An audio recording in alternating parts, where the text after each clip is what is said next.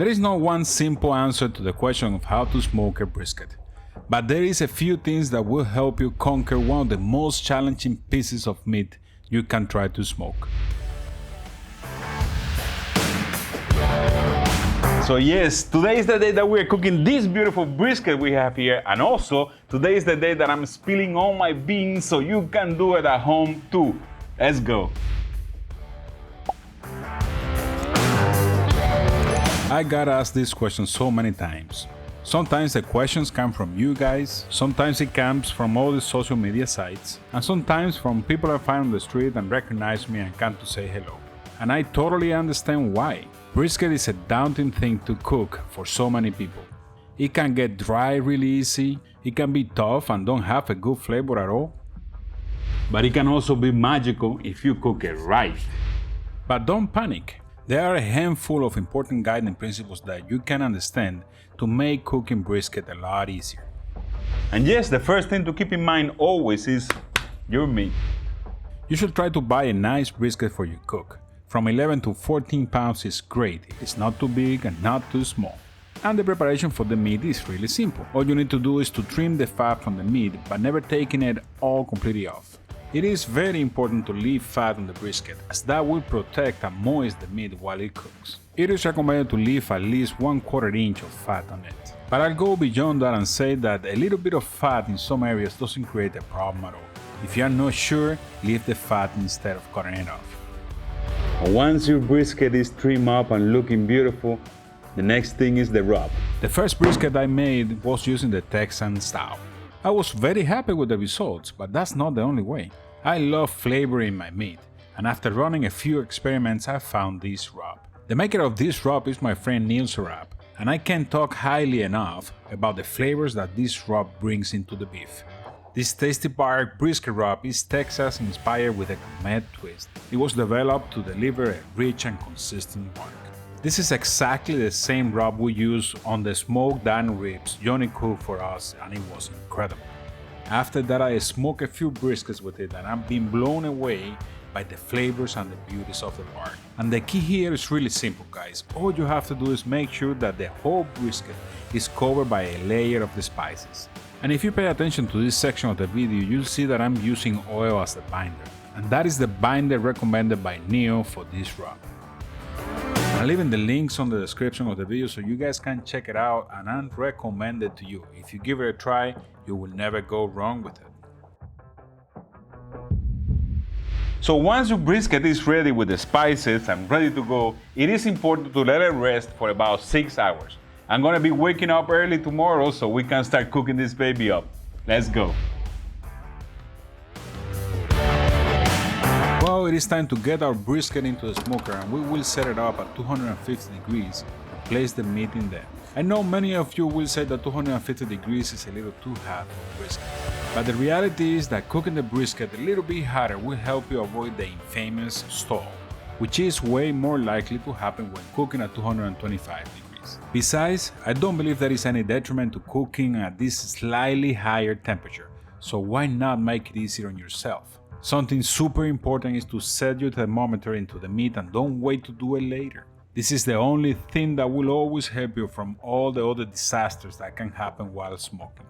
We set our thermometer alarm to ring as soon as the meat hits 160 degrees, and that's because at this point we want to wrap our brisket up.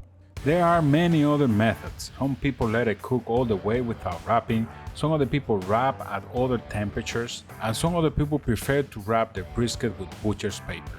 I don't have any problem with those methods, but what I'm trying to do is I'm trying to teach you the easier way to smoke a brisket to perfection. So we will wrap with aluminum foil, and that's the easiest way. Remember that once you wrap your meat, it is not going to take any more smoke flavors. So if you want to save some pellets of charcoal, at this point, this brisket could go into an oven if you want. One other thing to keep in mind when you're wrapping your brisket is to place the brisket with the fat cap down. We want all the heat in the smoker to hit that fat straight up and melt it off as much as possible. As you can see, I'm using 2 different sheets of aluminum foil in this case. That is to cover the whole brisket and also to make sure that if something happened to one of the sheets, my liquids are not gonna run off.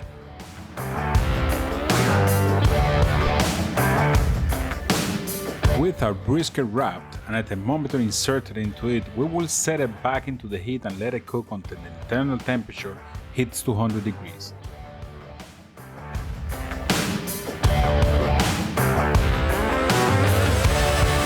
At this point, it is not going to be done yet, but from here on we will be checking by hand. To check your brisket, you can get on a stick thermometer like this one, or any other chopstick will work as long as it has a sharp tip. What I'm doing now is checking for tenderness, and the brisket will let you know when it's ready. Once you insert your stick into the meat with almost no resistance, your brisket will be ready. Take it away from the fire. But we are not done yet. When you poke your meat, the resistance is supposed to be similar to when you poke peanut butter. It should penetrate the meat nice and easy. Once you are 100% happy with the tenderness of your brisket, it is time to wrap it up in a towel and let it rest for at least an hour. And remember, the idea here is to retain that heat in the brisket as much as we can. I will be placing this brisket in a cooler and I will leave it there for as long as I can hold myself from taking it out.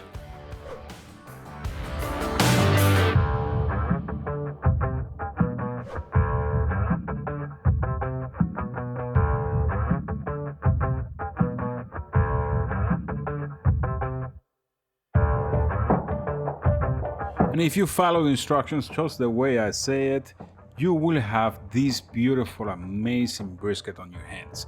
The bark is amazing, the colors are incredible, the tenderness is crazy, and the flavors, we're gonna give it a taste right now.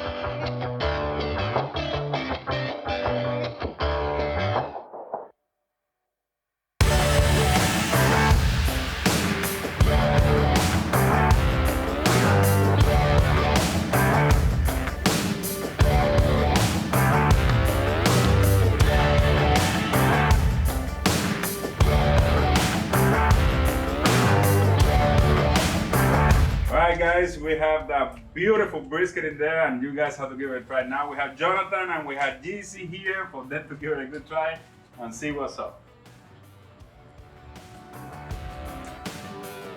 And this is here is the flat. How's it taste yourself?